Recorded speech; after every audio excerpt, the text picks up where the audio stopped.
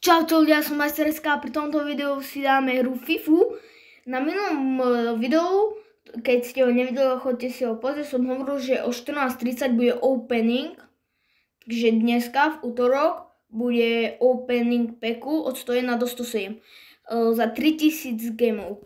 My môžeme ísť na to, pôjdeme do store, nezabudnite dať like a odber a ideme si ho nájsť, tu by mal dať kde byť. Tu je od 101 do 107 za 3000 gemov.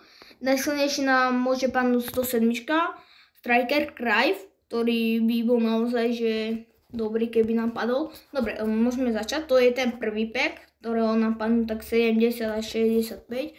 To sú také úplne slaboty. A teraz ide byť ten poriadny pack od 101 do 107. Dúfam, že 105 alebo Cruyff. No poď. Španielsko. LM. Nie, ja som zlial Lamine Yamal. Kámo. Takže Lamine Yamal, to je Grimaldo. Nevadí. Grimaldo je dobrý. Ja už som si myslel, že Lamine Yamal 105. Ale nie.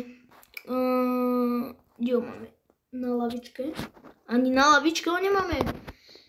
Dobre, z tohto packu to bolo všetko, 101 som vôbec nečakal, som čakal nejakú úplnú, že úplnú nejako, úplne niečo silné, že 105, že už Cruyff mi padne.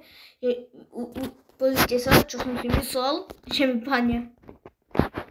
Ja to tu dá kde nájsť? Lamine Yamal 107. Kámo. 107. Ani neviem, čo tu je Buffon. A Cruyff tu je taký najsilnejší. Aj Ronaldo tu je. Messi. Eto. Petit. Drogba. No ale inak dobrý pack nebol zase taký zlý. No aj keď nám padol skoro ten najslabší. Ale Grimaldo nám stačí. 590 gemov, tak neviem kedy bude ďalší opening, až asi na 2 týždne. Lebo opening nebude stále. A štvrtok bude short, lebo ja mám na baneri napísané, že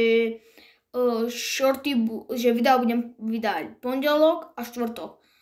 Štvrtky sú shorty, pondelky sú takéto dlhšie videá. Dúfam, že ten štvrtok mi vyjde, že natáčim nejaké to videjko. No, nezabudnite dať like a odber na toto video a my sa vidíme na ďalšom videu. Čaute.